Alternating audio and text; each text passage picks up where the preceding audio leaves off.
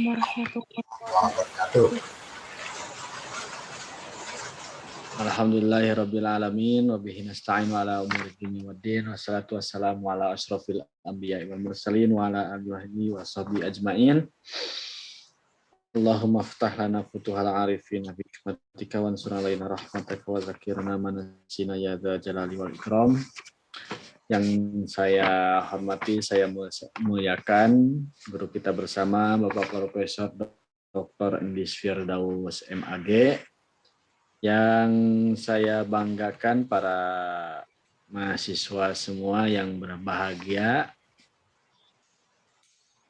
menukil apa yang disampaikan Prof. Endis, meskipun kita sudah sore, tetapi tetap semangat pagi ya. Mudah-mudahan dengan semangat pagi tetap segar, tetap fresh, sehingga kita siap untuk menimba ilmu ataupun siap untuk diisi. Semoga Anda semua beserta keluarga ya, kita sehat-sehat selalu, diberikan kekuatan, diberikan tenaga oleh Allah Subhanahu wa taala sehingga kita bisa menjalani aktivitas dengan baik setiap harinya. Juga semoga Allah memberikan kemudahan-kemudahan, kelancaran ya dalam akademik khususnya Anda semua, orang tua kita dalam mencari nafkah dan rezekinya, yang tidak lain kita mencicipi dari kerja keras orang tua kita tersebut. Semoga Allah memberikan kekuatan kepada mereka dan menjauhkan dari problematika yang ada.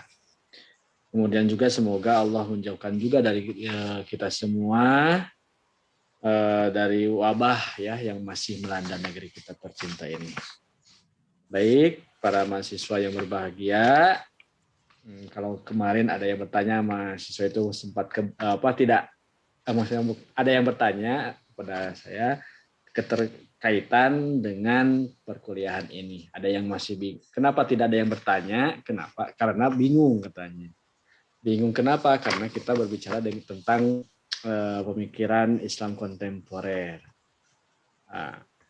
Bingungnya, kebingungan tersebut terjadi salah satunya adanya tolak belakang antara doktrin yang dimiliki atau prinsip yang dipunyai dengan pemikiran-pemikiran para tokoh yang seolah-olah itu bertentangan. Ya, seolah-olah. Maka dari itu ya, ketika kita mempelajari ini dikesampingkan dulu ya, misalkan terkait doktrin keagamaan yang kita anut, yang kita miliki maksudnya gitu kan, kemudian atau dogma-dogma yang memang istilahnya dapat mempengaruhi, jadi akhirnya berpengaruh pada pembelajaran mata kuliah ini. Sehingga ya harapannya dengan begitu, dengan menyampingkan terlebih dahulu, kita seolah-olah netral ya, sehingga misalkan ketika berbicara tentang Adonis seperti apa ya, kemudian kemarin kalau berbicara tentang Sayyid Qutb bagaimana, jadi kita bisa mengikuti dulu ya. Baik. Jadi harapannya nanti Anda ada yang bertanya juga ya, banyak yang bertanya dan lain halnya. Insya Allah guru kita atau dosen kita akan menyampaikan tanggapan dari pertanyaan tersebut. Baik, untuk memperbanyak kesempatan diskusi kita, belajar kita pada kesempatan sore ini, mari kita awali dulu membaca basmalah. Bismillahirrahmanirrahim. Selanjutnya saya persilahkan ke beberapa nama tadi ya untuk mempersiapkan, dan yang pertama akan disampaikan oleh Winda Indriani ya. Jadi pekan ini kita akan berbicara tentang pemikir atau tokoh-tokoh pembebasan Islam kultural. Yang pertama Hisham Syarabi yang akan disampaikan oleh Winda Indriani. Dipersilakan Winda. Ya Bapak, terima kasih.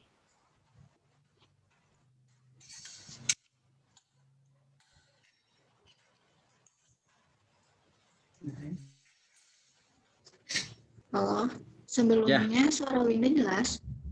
kresek-kresek. Ya, terdengar cuma kresek-kresek. Silakan, lanjutkan.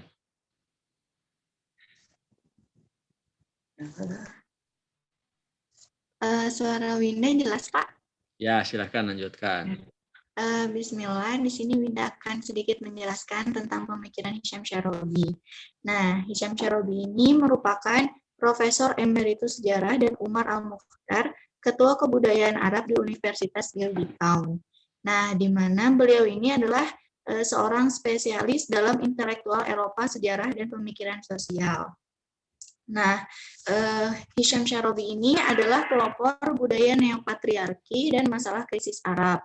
Nah, kondisi sosial dan politik yang dianalisis oleh beliau ini merupakan masa kritis, di mana kekalahan Arab pada Perang 1967 ini mengejutkan dan menghancurkan semua proyek intelektual Arab, bahkan impian politik kebanyakan intelektual Arab. Nah, urgensi gagasan Sarobi ini terletak pada teorinya tentang budaya neopatriarki yang memberikan gambaran modernitas yang terjadi di berbagai bidang masyarakat Arab. Nah, alih-alih mencapai modernitas ini, seperti yang terjadi di Eropa dan orang Arab justru terjebak dalam bentuk baru kehidupan sosial, lalu politik, agama, dan ekonomi patriarki yang masih bergantung pada Barat. Nah, terutama di bidang ekonomi dan militer. Nah, fakta tersebut itu dapat dilihat dari perkembangan geobudayanya dan politik yang terjadi di Timur Tengah hingga saat di mana sebagian besar negara Arab ini memiliki ketergantungan yang kuat pada produk militer dari Barat itu. Bahkan utang luar negeri yang tinggi seperti yang dialami oleh rezim Mesir pun saat ini masih sangat tinggi gitu kan.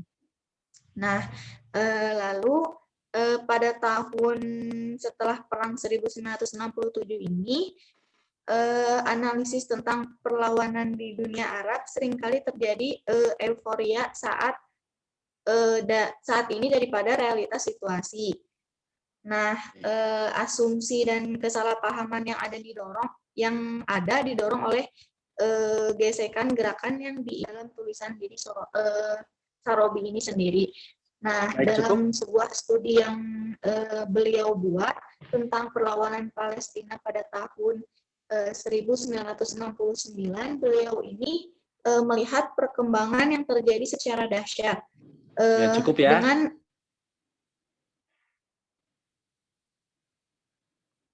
No, ya baik. Terima kasih Winda. Dilanjutkan oleh Fidra, ya Anwar Abdul Malik. Pak Fidra ganti jadi Hmm. Ahmad Salahuddin Akbar Salahuddin Ahmed atau Ahmed S. Akbar. Bukan itu, Pak. Bukan itu lagi ya? Iya. Ini saya datanya yang mana tuh ya? Oke, ya. Bapak, mohon maaf tadi Winda keluar, sinyalnya jelek, di sini lagi hujan. Oh iya, nggak apa-apa Winda. Winda udah selesai presentasinya. Iya, Oh iya. dulu aja nanti kalau ada yang bertanya terkait ini bisa ditambahkan ya. Oh iya. Terima kasih Pak. Mohon maaf sebelumnya. Nggak apa-apa. Ya. Kemudian silakan. Tadi itu siapa, Fidra ya? Iya, Pak. Ya, silakan Fidra. Bismillah. Di sini saya akan menjelaskan tentang pemikiran Islam Ahmed S. Akbar, yang nama aslinya yaitu Akbar Salahuddin Ahmed, adalah seorang profesor di Universitas Cambridge yang mempunyai minat dalam bidang tatanan kesukuan dalam masyarakat Muslim. Nah, Akbar ini lahir pada 15 Januari tahun 1943. Nah, ia dilahirkan di daratan Gangga, India.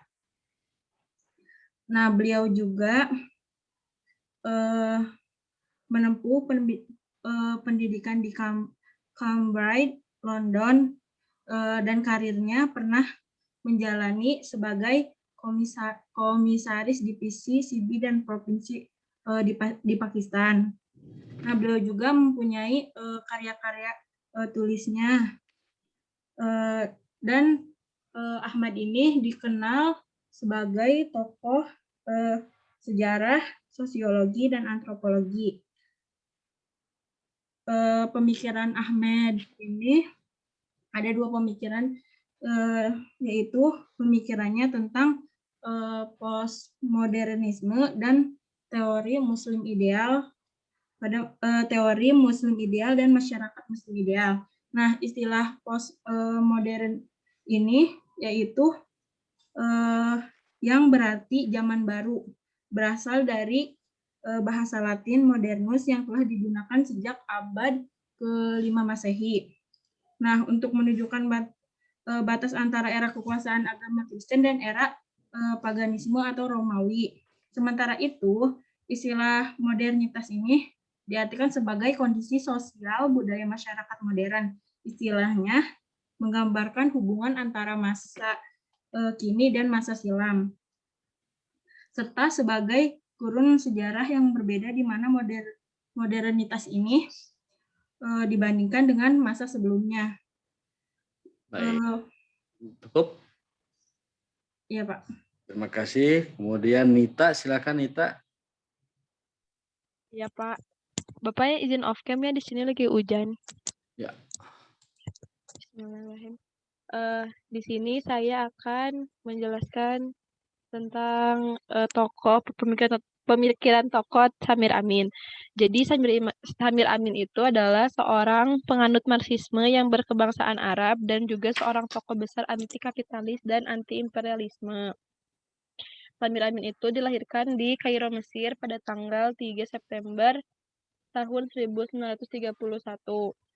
Samir Amin juga merupakan anak dari seseorang revolusioneri Prancis, Jean Baptiste Douret, yaitu merupakan salah satu tokoh yang mengkritik mengenai tentang kapitalisme dan seorang anti dari globalisasi kapital. Nah, mengenai pemikiran Samir Amin mengemukakan ada beberapa pemikiran. Yang pertama itu tentang konsep maldevelopment. Menurut beliau, keterbelakangan yang terjadi di dunia ketiga, yang ia sebut ya dunia ketiga itu, disebabkan karena kondisi masyarakat yang masih berpegang teguh pada sosial tradisional dan yang berkaitan dengan orbital kapitalisme. Salah satu dari ciri pemikirannya itu mengenai tentang negara senter dan periphery atau disebut juga dengan negara pusat dan negara pinggiran, yang merupakan yang terjadi eksploitasi besar-besaran untuk diraup keuntungannya yang didapatkan oleh si negara pusat itu. Lalu fenomena maldevelopment juga terjadi di beberapa negara bagian selatan yang yang menurutnya itu adanya ketidakcocokan antara di barat dan di selatan dari sisi ekonomi, politik, dan budaya. Nah, Baik. menurut beliau Menurut beliau menurut satu beliau kalimat lagi. Ini juga dibantah sama teori tentang perkembangan kapitalisme yang menurutnya bahwa mereka yang memperhatikan keterbelakangan di negara itu hanya memperhatikan pada permukaannya saja gitu, Pak, karena sebenarnya keterbelakangan itu terbentuk akibat perluasan kapitalisme yang akhirnya mengkonstruksikan sistem dunia menjadi negara senter dan negara pinggiran. Ya, oke, terima kasih Nita. Suaranya kayak bukan Nita ini. Yang selanjutnya Dinda Amelia. Kita, Bapak. Silakan Dinda Amelia. Ya, baik. Di sini saya akan mengemukakan mengenai Abdul Kabir Al-Khatibi. Nah, Abdul Kabir Al-Khatibi ini lahir di El Jadida, Maroko pada tahun 1938. Beliau itu merupakan seorang penulis novel, dan beberapa karya tulis lainnya. Beliau menempuh pendidikan yang cukup lama dan berakhir pendidikan akhirnya itu di perguruan tinggi di sebuah daerah, yaitu di daerah Prancis gitu, di Paris. Nah, beliau itu karya-karyanya itu memuat mengenai teori postkolonial atau pasca kolonial dengan berbahasa Prancis. Nah, ketika beliau dari masa lahir sampai dewasa, Maroko itu sedang dijajah oleh Prancis gitu. Jadi Al-Khatibbi melalui masa kecilnya dengan kebudayaan asing, terutama kebudayaan dari Prancis itu sendiri. Meskipun pendidikannya itu dalam lingkungan yang berbahasa Prancis atau kolonial, tetapi dia itu tetap memakai bahasa Arab sebagai bahasa induknya atau tanah kelahirannya gitu.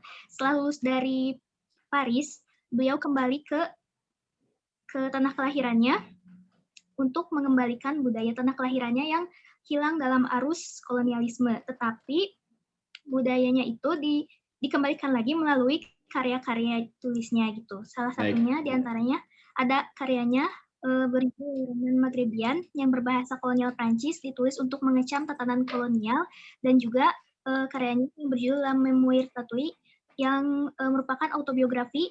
Isinya itu merupakan tradisi dalam Islam yang dipaparkan dalam bahasa Prancis. Dan satu kutipan dari bahasanya itu, menurut beliau bahwa menurut Khatibbi bahwa pada prinsipnya setiap bangsa itu merupakan pluralisme, oleh karena itu beliau mengecam adanya penindasan terhadap setiap bangsa. Oke, terima kasih. Selanjutnya karena Tia sedang ada halangan ya, jadi tidak bisa presentasi. Mudah-mudahan bukan PMS. Selanjutnya Afifah Puspita. Hadir Bapak. Bentar ya Pak. Mangga Korpri.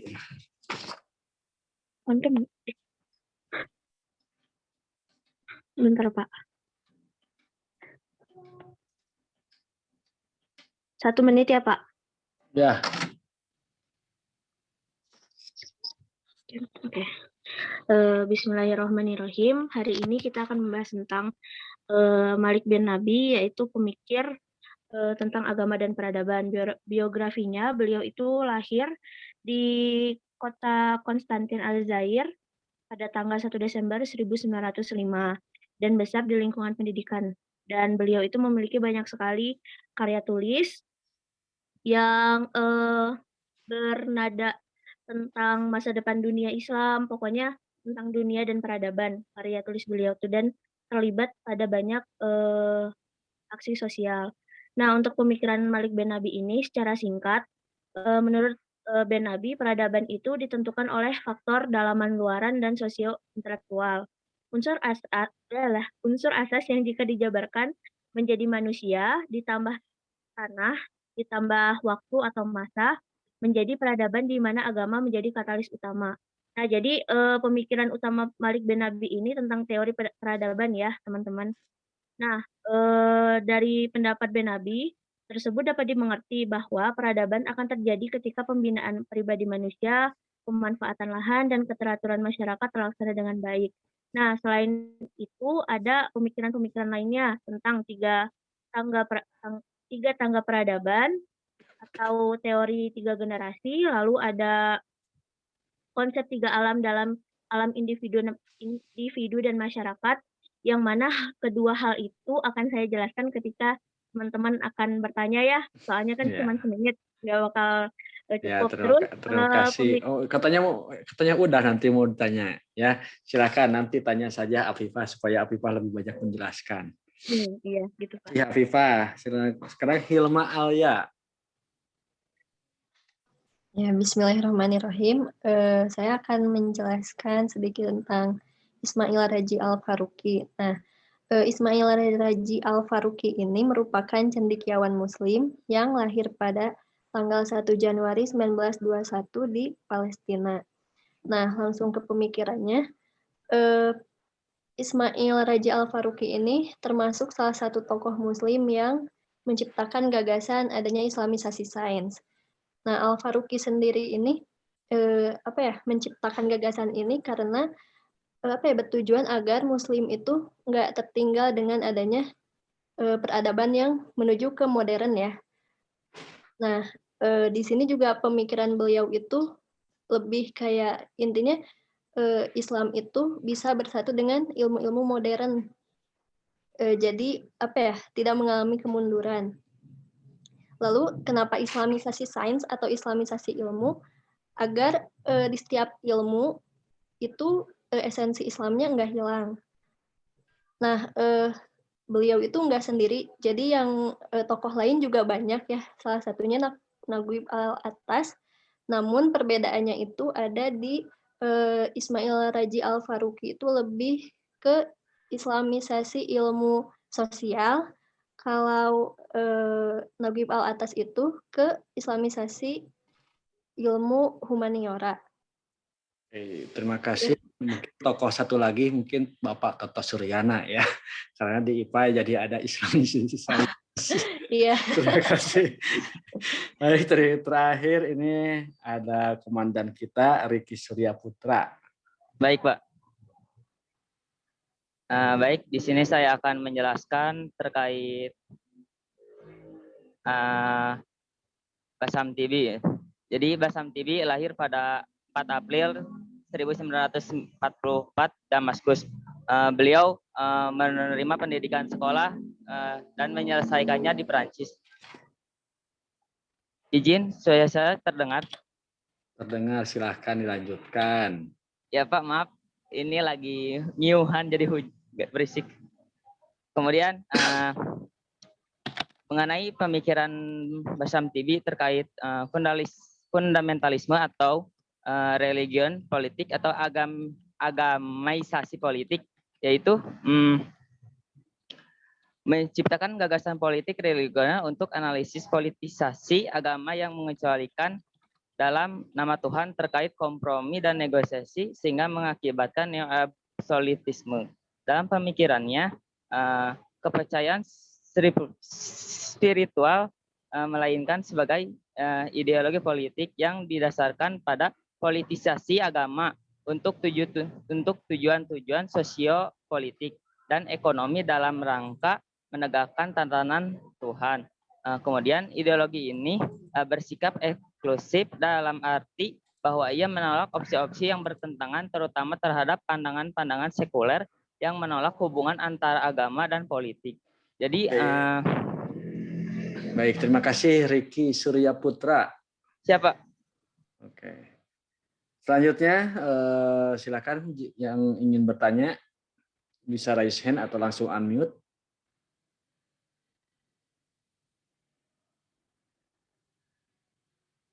Saya kalau arahan dari Prof. Nis, kalau tidak ada yang bertanya dengan sendirinya berarti harus ditunjuk dan itu harus memberikan pertanyaan ya dan tidak dinanti-nantikan. Bapak izin bertanya boleh Pak? Oh silakan Zenito. Kalau misalnya kedua orang boleh tidak Pak? Kedua orang apa? Jadi pertanyaannya 2 gitu Pak. Oh pertanyaan ya silakan sampaikan. Ya. Yang pertanyaan pertama untuk ini Pak Nita yang tentang Samir Amin. Tadi kan dijelaskan mengenai konsep Euronisme sama apa tadi? Maldevelopment apa gitu? Ya, mal. Oh ya. Nah, jadi karena Samir Amin itu tentang marxisme ekonomi gitu. Apakah ada pendapat atau pemikiran dari Samir Amin itu sendiri tentang konsep ekonomi Islam syariah yang bisa menggantikan konsep yang ada konsep kapitalisme barat saat ini gitu di era globalisasi yang tentu saja menguntungkan negara-negara barat.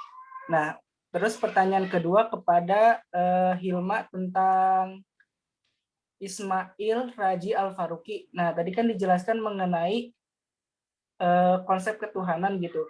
Apakah Ismail Raji Al-Faruqi ini mengarah kepada ateisme atau agnostik begitu? Terima kasih. Baik, terima kasih Zenito. Yang kedua silakan Aisyah.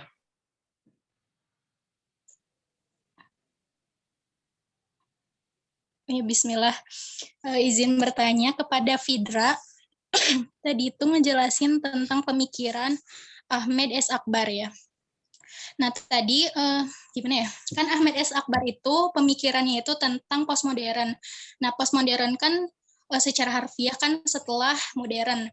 Nah, sedangkan Ahmad S. Akbar ini memiliki pemikiran juga bahwasanya tidak ada yang namanya modern dan juga tradisional. Jadi maksudnya bagaimana gitu pemikirannya itu. Yang pertama. Nah, yang kedua, kan beliau itu juga berpikir tentang manusia ideal, muslim ideal. Nah, menurut beliau, muslim ideal pada postmodern itu seperti apa? Ya, terima kasih. Baik, terima kasih ya. Aisyah, ada lagi satu lagi?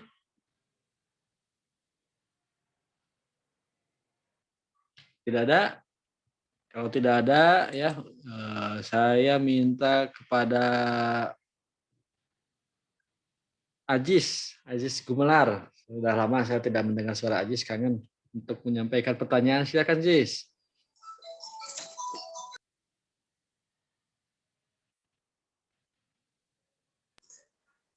Izin bertanya, Pak. Ya, silakan, Jis.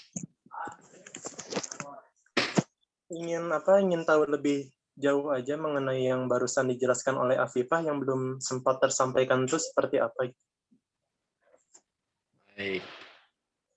Ya, makasih, Pak. Ya, silakan Destia.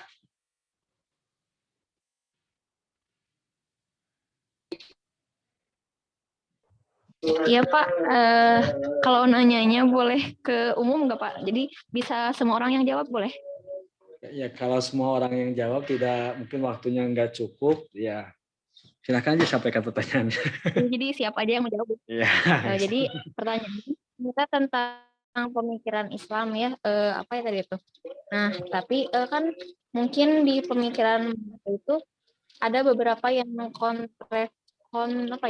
yang bertentangan dengan ajaran Islam, dan kalau misalkan ada apa alasannya gitu. Jadi pertanyaannya di antara pemikiran-pemikiran yang tadi dipaparkan, apakah ada yang pemikirannya bertentangan dengan Islam dan kenapa kalau bertentangan gitu. Baik, terima kasih. Silakan ditanggapi oleh para penjanji tadi. Nita, ya tadi silakan Nita. Mau nanya dulu, tadi teh Zen pertanyaannya teh tentang apa sih tadi teh tentang pemikiran Samir Amin tentang konsep ekonomi syariah yang apa tadi teh? Tentang ekonomi syariah yang diajukan Samir Amin untuk menggantikan kapitalisme di era globalisasi gitu. Untuk apa? Ulang, nggak jelas suaranya. Konsep ekonomi syariah yang diajukan Samir Amin untuk menggantikan kapitalisme barat di era globalisasi. Oh iya, bentar ya Pak, mau dibaca dulu.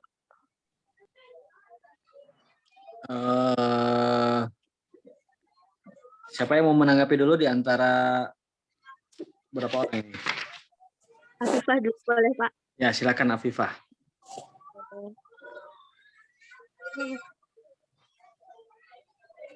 Jadi buat yang ini ya, pertanyaan Aziz itu yang belum saya sampaikan itu tentang 3 tangga peradaban, terus soal konsep 3 alam dalam individu dan masyarakat. Nah, yang pertama itu ada 3 tangga peradaban. Kenapa ada teori ini?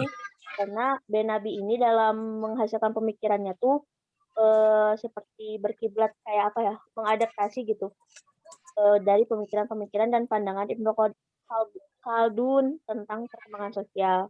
Nah, dijelaskan dalam karyanya yang berjudul Syurut al-Nadoh, Benabi itu menegaskan bahwa setiap peradaban itu harus melalui 3 tangga, yaitu tangga kelahiran atau milad, tangga puncak atau aus, dan tangga keruntuhan. Nah, 3 tangga Benabi ini juga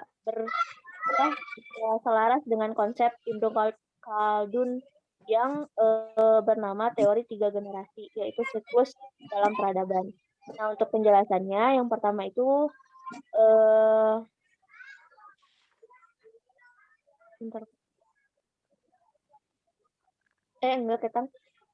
tadi tuh nama-nama tangganya tuh tangga spiritual, maaf salah baca.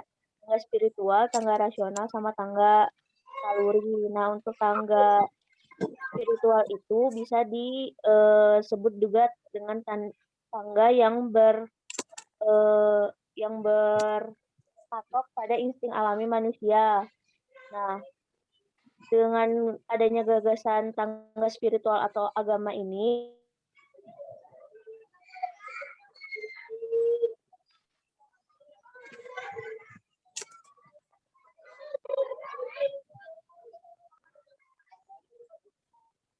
Halo?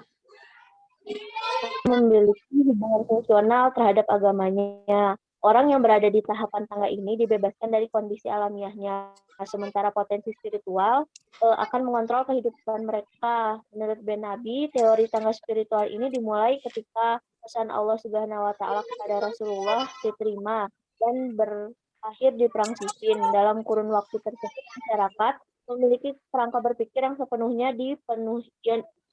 dipengaruhi oleh spiritual. Jadi kan kalau masyarakat di zaman Rasulullah itu masih hidup kan emang berpedoman hidupnya tuh benar-benar dari agama ya gitu. Kalau yang untuk orang Islam seperti itu. Baik, Jadi hanya spiritual lah yang memberikan manusia kesempatan untuk maju demi membentuk peradaban. Nah, lalu muncul tangga kedua yaitu tangga rasional. Dalam siklus ini manusia mulai mencapai puncak peradabannya karena perkembangan ilmu pengetahuan dan seni itu merangsang adanya kepentingan dan tantangan yang akan dihadapi manusia. Namun, Malik Ben Nabi ini berpendapat akal tidak akan mempengaruhi naluri seefektif yang spiritual lakukan. Jadi kalau bisa digambarkan tuh kehidupan manusia zaman sekarang tuh sudah ada di tangga rasional menuju tangga tangga rasional tuh kan di puncak kehidupan. Nah, mulai menuju keruntuhan karena saking manusia pada zaman ini bertuhan kepada akalnya tuh malah menghancurkan perkembangan ilmu pengetahuan yang sudah bagus itu. Nah, terus yang ketiga itu ada tangga naluri. Tangga ini dimulai saat kehidupan manusia mulai mengalami kelemahan dan kekacauan karena akal yang mengantarkan mereka ke puncak peradaban mulai kehilangan fungsi sosial dan manusia mulai kehilangan keimanannya. Pada tangga ini manusia akan memasuki masa kegelapan menuju keterpurukan. Seiring hilangnya akal dan keimanan manusia, Malik Ben Nabi ini tidak menyebutkan tangga ini terjadi di masa peradaban Islam yang mana, tetapi jika dilihat lagi dari historisnya, mungkin tangga ini tuh terjadi, kalau kita lihat dari sejarah tuh terjadi di saat periode keruntuhan moral dan politik negara-negara Islam seperti Mongol dan Turki. Nah, oke, terima kasih ada konsep Afifah. tiga alam individu dan masyarakat. Kalau individu ada alam benda, pribadi, sama pemikiran. Kalau masyarakat itu ada masyarakat peradaban, dan pasca peradaban. Untuk penjelasannya itu sama aja sih seperti yang tiga tangga spiritual, rasional, dan naluri, tapi lebih difokuskan kalau ke individu itu seperti perkembangan individunya, kalau masyarakat itu di perkembangan masyarakatnya. Baik, terima kasih Afifah. Kemudian silakan Fidra untuk menanggapi yang dari Aisyah.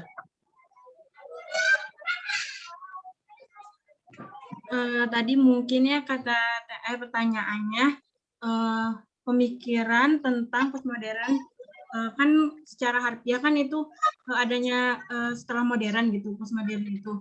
Nah, di sisi lain juga beliau berpandangan bahwa tidak ada namanya tradisional dan modern, kata katanya. Terus apa maksud dari postmodern tersebut?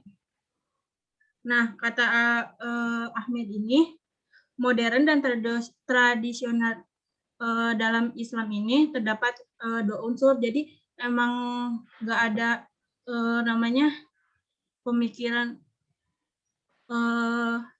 tidak ada namanya tradisional dan modern ini karena Islam itu saling menunjang dan melengkapi, yakni secara Al-Quran dan fenomena kerasulan Muhammad menjadikan masyarakat Muslim untuk selalu berusaha mencapai tipe ideal dalam dunia yang sempurna.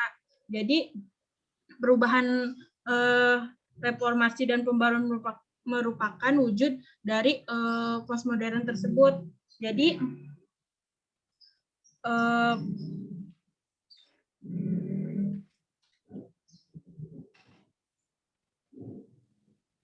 Baik, terima kasih. Yang keduanya mungkin itu ya. Ada. Yang keduanya itu memiliki pemikiran tentang musim ideal. Musim ideal itu menurut Ahmad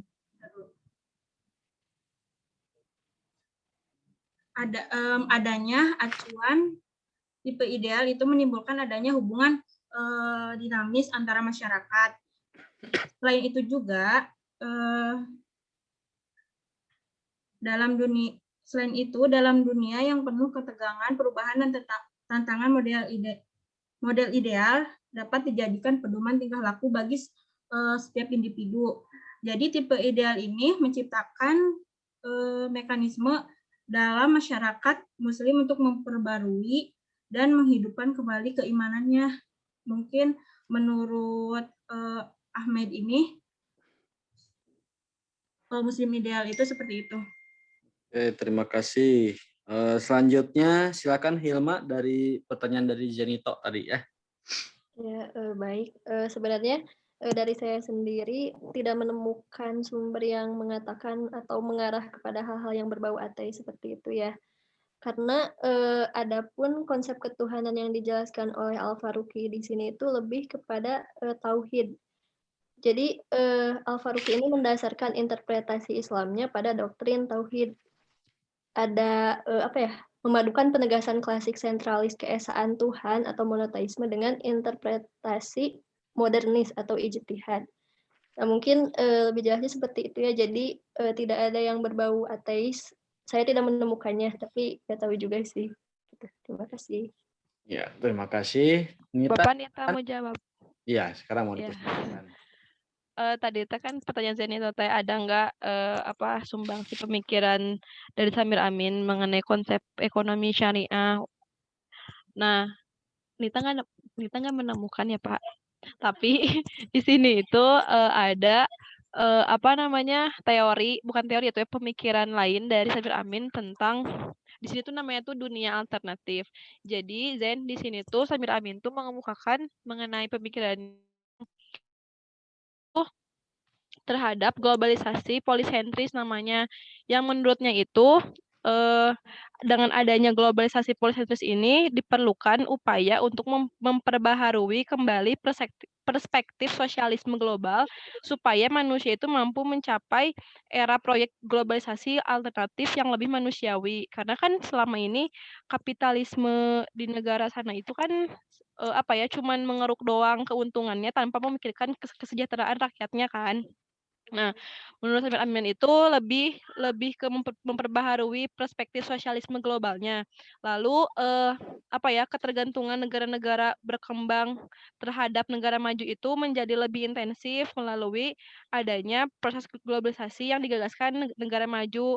Nah, terus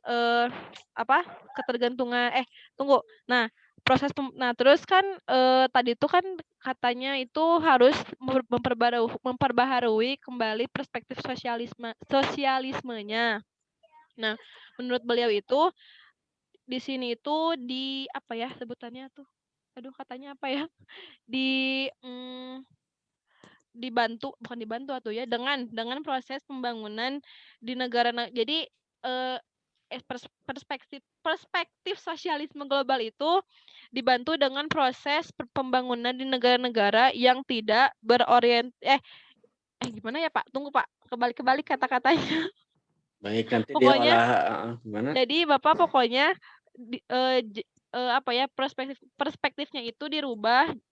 Kan kalau asalnya mah tidak memperhatikan kepentingan rakyatnya. Nah, kalau sekarang mah dirubah dengan memperhatikan rakyatnya, karena kan yang tadi dibilang itu ada kelompok center sama pikiran. Nah, itu kalau memperhatikan rakyat itulah yang syariahnya mungkin itu ya. Ya, mungkin karena kan Islam sendiri juga. Nggak, itu yang menyambung pertanyaan Zenito kan tadi begitu. Iya.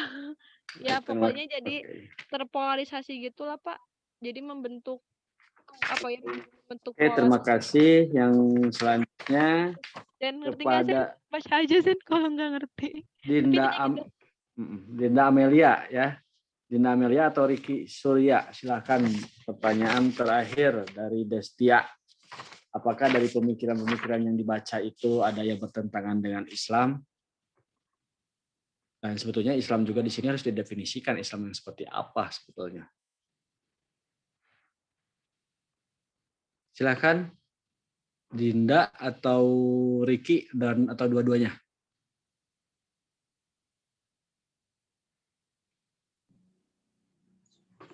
Baik, Pak, mau coba Silakan. jawab.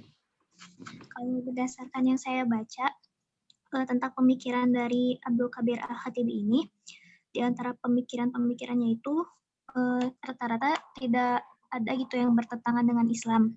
Cuman pas dibaca itu memang ada salah satu pendapat dari beliau bahwa beliau itu menolak esensialisasi taktik dari wacana teologis Islam, sama seperti dia itu menolak ideologi kolonialis dan orientalis yang menyimpang, karena memang menurut analisisnya pada saat itu, terutama melihat analisis ketika adanya penaklukan di Andalusia gitu. Karena ketika itu kan datang kekuasaan Islam dan pada saat itu juga terjadi perubahan budaya yang cukup drastis di daerah Spanyol itu. Kemudian setelah itu terjadi peristiwa Reconquista dan di situ juga ada peristiwa perang salib gitu. Dan ketika itu perubahan budaya juga terjadi lagi. Jadi di daerah tersebut mengalami perguncangan adanya budaya yang berbeda gitu. Tapi kalau pada hakikatnya tidak bertentangan dengan jauh ini, karena memang makna Islam yang beliau pahami itu berbeda dengan pemahaman Islam di kalangan umum. Oke, baik. Terima kasih Dinda. Terakhir Riki, silakan Riki. Izin menjawab untuk terkait dari pemikiran Basam TV, tidak ada pemikiran yang bertentangan gitu. Malah Basam TV itu berpikiran bahwa dia banyak pemikirannya mengenai politik gitu. Jadi tentang agamanya tidak bertentangan, malah menekankan gitu kenapa Barat menyalahartikan Islam gitu. Jadi menentang tentang Barat mengapa menyebut Islam sebagai teroris radikal gitu. Siap, cukup. Siap, terima kasih ya. Baik, terima kasih pada teman-teman. Walaupun tadi Destia mintanya pandangan yang lainnya pun ya nanti bisa disampaikan misalkan ketika pemikirannya masing-masing. Tetapi kalau ada pertanyaan apakah pertentangan Islam, nah di sini kita juga harus memahami Islam itu seperti apa dan yang Islamnya bagaimana atau definisinya juga ya. Misalkan kalau saya bukan berpikiran ya terkait amalan utama itu orang banyak menyebutkan ini itu. Kalau bagi saya misalkan tidak ada sebetulnya amalan utama yang memang bukan tidak ada ya, sangat subjektif ya tentang amalan utama itu. Mungkin bagi Hilma sholat atau bagi Hilma itu adalah jihad, tetapi bagi Revaldi mungkin paling utama itu. Jadi harus tentang definisi dan lain halnya juga harus jelas dulu. Baik, terima kasih pada semuanya yang telah menyampaikan terkait tokoh-tokoh yang tadi sudah kita dengar bersama dan para penanya juga ya. Alhamdulillah ada juga para penanya sekarang ya, dan dipersiapkan juga untuk minggu depan untuk pertanyaan-pertanyaan yang bisa diajukan kepada teman-teman. Baik, untuk sekarang insya Allah kita akan mendengarkan bersama pemaparan untuk penyajian terkait tokoh pemikiran Islam kontemporer gitu ya, dari guru kitab Bapak Profesor Dr. Dis Firdaus MAG. Untuk kesempatan dan waktunya dipersilakan Prof. Hapunten. Bismillahirrahmanirrahim. Assalamualaikum warahmatullahi wabarakatuh. Waalaikumsalam. Waalaikumsalam warahmatullahi. Alhamdulillah pada sore ini kita bertemu lagi dalam pemikiran Islam kontemporer ya. Ini mengenai beberapa tokoh, dan Anda jangan terlalu terkungkung dalam pikiran Anda sendiri yang seolah-olah doktrin diberikan oleh guru-guru atau dosen-dosen kalian ini yang paling utama gitu dibandingkan dengan dunia pada umumnya begitu. Ini nih yang saya lihat dari pertanyaan-pertanyaan Anda ya sehari-harinya kayak gitu. Seolah-olah akulah yang paling benar begitu. Ini nih yang harus disingkirkan lah begitu. Kenapa harus disingkirkan? Karena ada kebenaran-kebenaran yang muncul di tempat-tempat lain, itu kebenaran yang tidak mungkin terduga oleh kalian, oleh kita semua. Ya terduga, duganya memberikan solusi yang baik atau memberikan masalah yang tambah rumit atau memberikan justru kerumitan terus yang berlangsung sampai kita sekarang. Seperti kerumitan yang terjadi pada masalah-masalah Palestina dengan Arab begitu. Yang sampai kiamat kayaknya tidak akan beres kalau semuanya akan muncul dengan egonya masing-masing dan akan menghilangkan ciptaan Allah yang namanya Israel begitu. Yang ciptaan Allah yang namanya Israel, yang keturunan nabi-nabi yang terdahulu, kemudian sepihak lain adalah sebaliknya juga Israel itu yang ingin menghilangkan Palestina dan menghilangkan kaum Arab begitu. Bahkan mungkin bukan Arab yang lebih benci oleh Palestina oleh Israel, tapi sebenarnya Palestinanya itu ya yang berasal dari Eropa itu, karena sebenarnya Israel itu Yahudi itu asal dari Asia gitu. Jadi itu ada rasialisme yang ada begitu di situ muncul ya. Nah, karena memang dihidupkan oleh Al-Quran atau kitab-kitab suci sebetulnya munculnya begitu. Nah ini dalam pemikiran kontemporernya muncul sekarang, kayaknya kita harus tidak bicara lagi, walaupun ada yang tetap bicara mengait-ngaitkannya dengan masalah kolonialisme yang dulu, yang gagalnya umat muslim di Asia dan Afrika untuk melepaskan seluruhnya dari penjajahan di dunia ini begitu oleh. Nah sebetulnya kalau dalam pandangan orang Eropa kan sebetulnya itu merupakan bagian dari perang orang Arab ke dalam Eropa. Yang tadi ada yang menyinggung, ada yang singgung itu bahwa Eropa itu terutama Spanyol, gitu ya.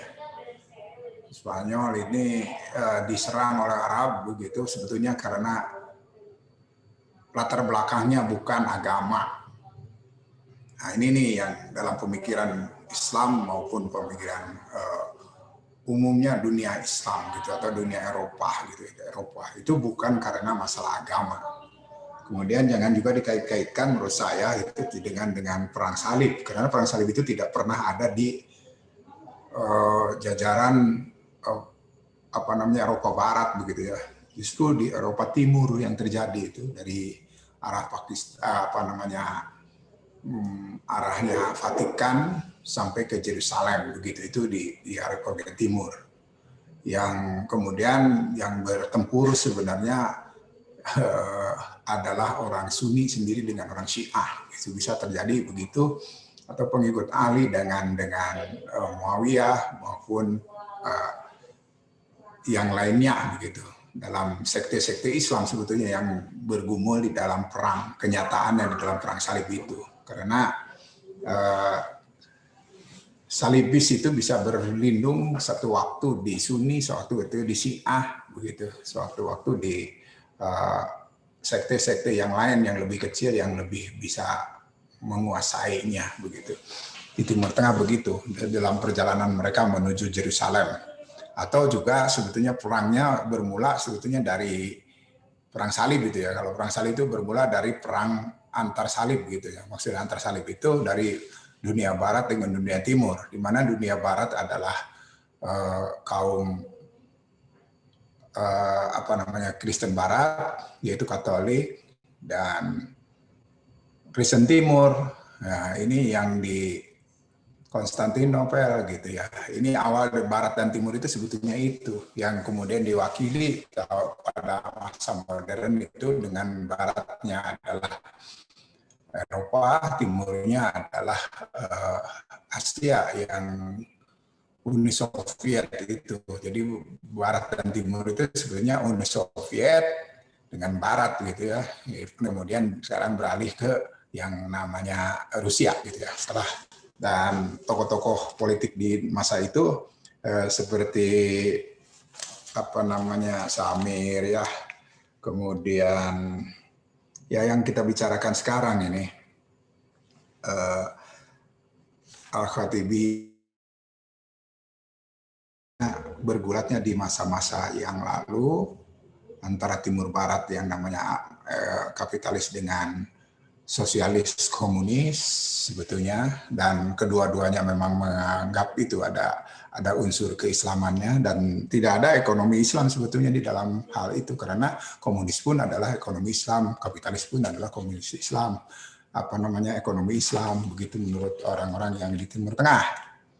Termasuk juga sebenarnya yang dikatakan oleh Samir Amin. Samir Amin kan dia jadi tokoh, jadi bahkan memimpin di ekonomi internasional, di UN, PBB, begitu dan seterusnya. Dia lakukan itu demi kenyamanan dunia internasional yang lebih adil. Jadi ada yang dianggap lebih adil itu adalah di kapitalis, dan ada yang menganggap lebih adil itu di sosialis komunis, begitu.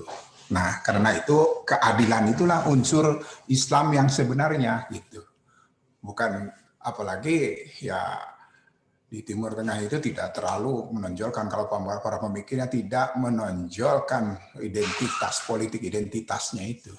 Jadi Anda tidak ada salah kalau kenapa Samir Amin tidak menggunakan ekonomi Islam dan lain sebagainya gitu.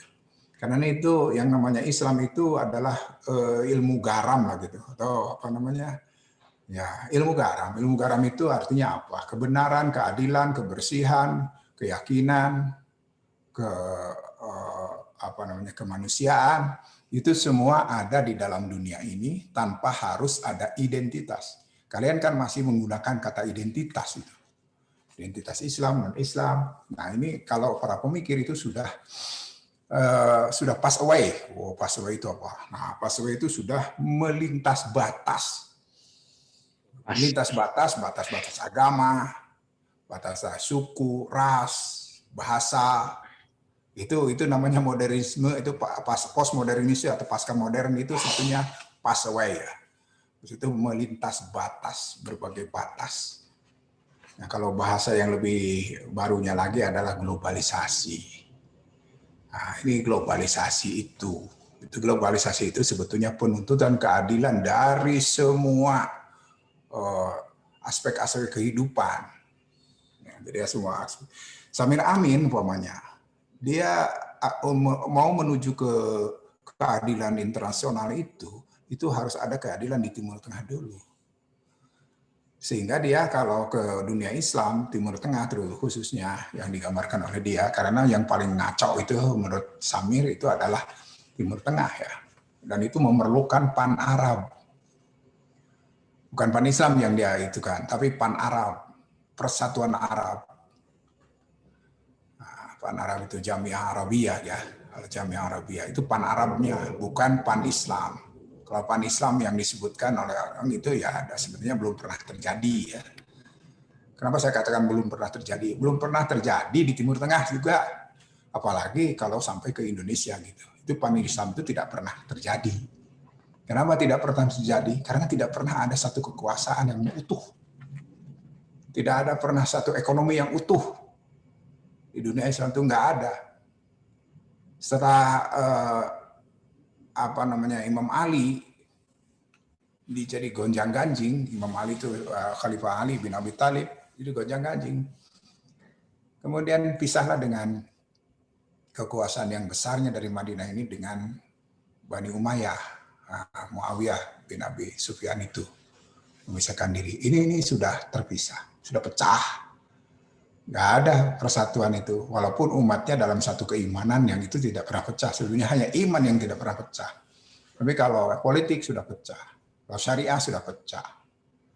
Nah, terlebih lagi muncul lagi yang dari Madinah dan pergi ke Basrah. Karena kemudian pusatnya adalah di Basrah semua. Ali larinya ke Basrah, ke Baghdad, untuk menyerang Muawiyah, Bani Umayyah gitu. Kemudian Bani Abbas tumbuh. Ya, bahkan Syiah tumbuh akhirnya di sana. Pecah. Dan menghancurkan yang namanya Bani Umayyah di Damaskus itu. Sehingga mereka melarikan diri. Padahal sudah diamanati oleh Abul Abbas As-Saffah, Bani Abbas itu, untuk tidak meloloskan satu orang bayi pun karena nanti akan menjadi malapetaka, akan menjadi khilafah baru lagi. Karena itu harus dihancurkan sampai bayi sekalipun. Makanya Baghdad, Damaskus itu rata dengan tanah atau banjir darah gitu. Tetapi ternyata lolos. Banyak yang budak, pengikut keluarga-keluarga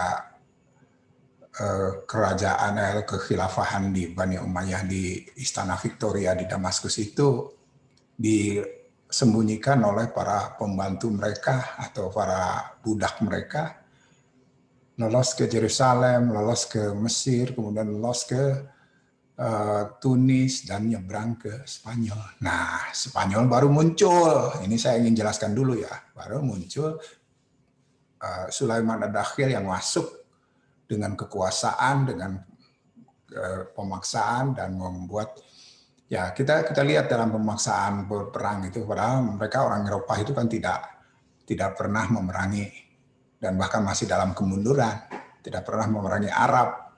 Justru Tariq bin Ziyad yang sudah sangat terkenal dengan Jabal Tariqnya, Gibraltar itu kan yang kalau Anda lihat di belakang laut setelah nyebrang ke Eropa itu di depan musuh. Kenapa harus jadikan musuh? Nah, ini yang jadi dosa besarnya Tariq bin Ziyad kata Eropa.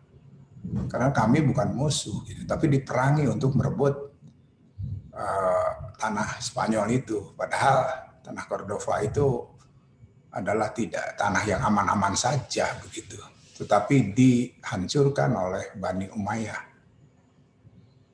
Nah, ini yang menjadi mereka katakan bahwa ini adalah di zaman modern mereka menyebut ini adalah penjajahan Arab.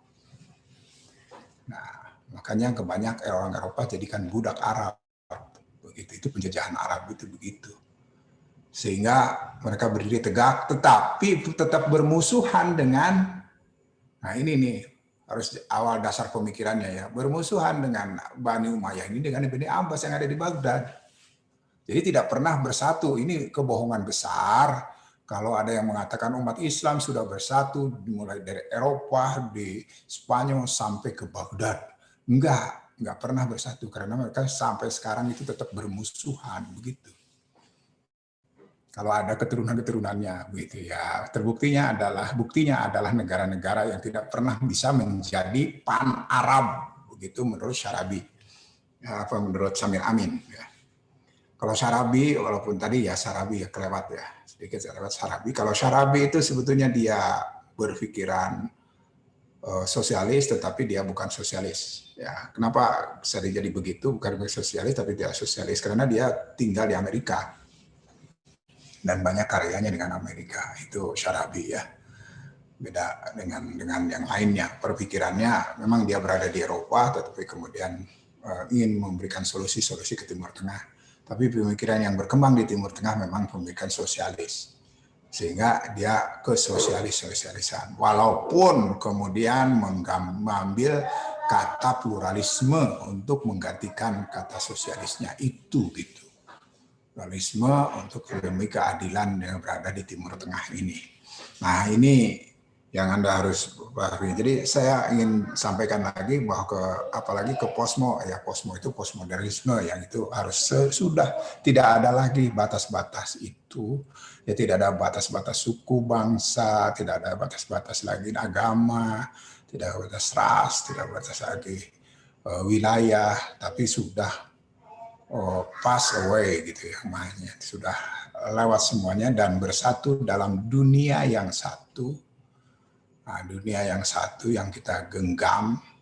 Nah, lebih dari situ sekarang ini namanya globalisasi. Nah, ini karena masa para tokoh ini belum ada kata globalisasinya ini gitu ya. Belum ada kata globalisasi. Globalisasi adalah kata-kata baru. Globalisasi itu kan semuanya sekarang siapapun yang berkualitas bagus itu di Nusantara ini umpamanya mencuat ke dunia akan ketemu di dunia ini. Contohnya mungkin ada gitaris seperti si Alif Ba Ta gitu ya. Nah ini gitaris Alif Ba Ta itu tembus sampai pada gitaris kawakan yang jutaan yang hebat-hebat di dunia internasional. Itu namanya pass away ya. Tanpa melihat bahwa si Alif Ba Ta ini si Alif ini Islam, tapi kalau sudah ditembus dengan bahasa seni, nyampe lah kepada, bahkan menurut mereka para gitaris internasional itu yang hebat-hebat, itu mengatakan mereka itu nggak bisa mengalahkan si Alif Ba Ta ini dengan satu gitar semacam suatu orkestra semuanya dari mulai alat-alat musik yang hebat-hebat dari piano dan lain sebagainya itu bisa disatukan dalam gitarnya si Alif Ba Ta begitu. Karena itu luar biasa, mereka kagum ya. Nah ini namanya pass away. Jadi tidak ada batas apa karena si Alif namanya Alif ya. Ini Kristen, padahal mereka itu kan begitu. Atau Yahudi atau apa atau Hindu atau Buddha gitu, nggak ada. Kemudian batas negara juga nggak ada. Indonesia itu ya sudah tembuslah ke Eropa, ke Amerika, kemana saja tembus. Nah inilah yang kemudian yang digagas postmodernismenya Akbar ya, Ahmed. Nah kemudian siapa lagi itu? Kalau dalam bahasa Hasyam Syarabi itu ada neopatriarki gitu ya, ada patriarki baru. Memang dunia ini sudah patriarki baru di Timur Tengah khususnya. Dunia Islam terus memakai itu di Timur Tengah. Tapi di luar Timur Tengah kan sebetulnya seperti di Indonesia sudah mulai melepaskan nama patriarki itu. Karena itu diperlukan neopatriarkis kalau di Timur Tengah supaya bisa menengok patriarkis itu bermanfaat untuk persatuan di Timur Tengah. Karena memang tidak ada satupun kerajaan di Timur Tengah itu yang rajanya atau kepala negaranya perempuan. Masih lebih tertindas. Kalau di Indonesia kan sudah pernah ada yang perempuan dan itu berjalan sampai akhir masa jabatannya. Artinya sudah biasa gitu. Jadi tidak patriarkis lagi bahasanya begitu. Hanya kualitas orang Indonesia belum lagi ada yang bisa sebetulnya. Walaupun banyak sebetulnya tapi karena bukan Jawa biasanya tidak nyambung untuk jadi presiden gitu ya. Nah tidak ada terpilih. Tapi bukan berarti di kita patriarkisnya terlalu kuat seperti di Timur Tengah, amat kuat seperti di Timur Tengah. Tetapi Syarabi sudah melihat bahwa di dunia sebelah Islam sebelah timur, dunia non-Arab ya, non-Arab itu Islam, Muslim gitu. Itu sudah ada bukan hanya neopatriarkis, tapi sudah ada harmonisasi antara patriarki dengan matriarkinya itu sendiri gitu. Nah, sudah bisa karena kerajaan-kerajaan Islam sultan perempuan itu sudah pernah lahir di Nusantara gitu ya. Jadi 3 di Aceh, 1 di Jawa dan lain sebagainya itu juga masih ada. Apalagi kalau sekarang di dunia nasional ini yang baru itu gubernur, bupati, wali kota ya. Sampai presiden pernah dipimpin oleh yang bukan patriarkis gitu ya. Nah, apakah neopatriarki dalam bentuk Syarabi itu merupakan ya, yang dia analisis itu karena bisa menyelesaikan persoalan-persoalan problem-problem sosiokultural. Jadi ini sebetulnya dengan bahasa sosial kultural ya, apa namanya, sosial budaya itu ya dipakainya itu. Kemudian yang hubungannya dengan apa namanya, ini masih ada waktu ya, masih banyak ya, kan 17.40 kita baru 17.8 menit ini. Ya, Prof. Tentunya masih 30 sekian ya, 32. Masih banyak. Kalau Anda mau mempersiapkan pertanyaan juga boleh, persiapkan pertanyaan yang baik-baik ya, yang mungkin bisa kita selesaikan. Pertanyaan itu bisa memberikan apa namanya gambaran lah bagi kita. Terus pada siapa? Anwar Abdul Malik ya, aduh saya nggak ada yang bahas di antara kalian ya. Nanti yang tidak dibahas catat oleh Anda semua, bahwa suatu saat saya akan menyampaikannya yang tidak terbahas gitu, atau yang kabur dari bahasan itu karena merasa sulit gitu ya, atau tidak menemukan referensi gitu, kemudian kabur dan memilih yang baru-baru ya. Oke, siapa? Abdul Malik tadi itu, Al-Khatibi ya, kepada Al-Khatibi. Malik bin Nabi, Ismail. Malik bin Nabi. Nah, Malik bin Nabi itu berpusat ya sebetulnya para tokoh ini sudah biasanya memang mendapatkan sentuhan-sentuhan Eropa ya, sentuhan Barat untuk menjadi tokoh-tokoh dan mau memikirkan negerinya itu bersentuhan, walaupun mereka sudah sangat pindah bahkan terusir dari negerinya, tapi masih memikirkan ya, namanya juga manusia itu pasti sangat terikat dengan tanah airnya, tanah kelahirannya. Nah, karena itu baik Samir Amin, Jalal Amin begitu, yang mungkin hampir tidak terlalu jauh dari pikirannya. Jalal Amin juga nanti akan saya bahas juga. Nah, satu saat, karena tadi dia tidak ada yang bahas Jalal Amin ya. Kemudian, nah ini yang paling itu kan kalau dari Jalal Amin nanti, kalau kalian masih berpikir di ketinggalan lah, cara berpikirnya kaum fundamentalis di Indonesia itu masih berpikiran perang pemikiran gitu ya. Artinya al-ghazul fikri, perang henti sebenarnya, seiring dengan perangnya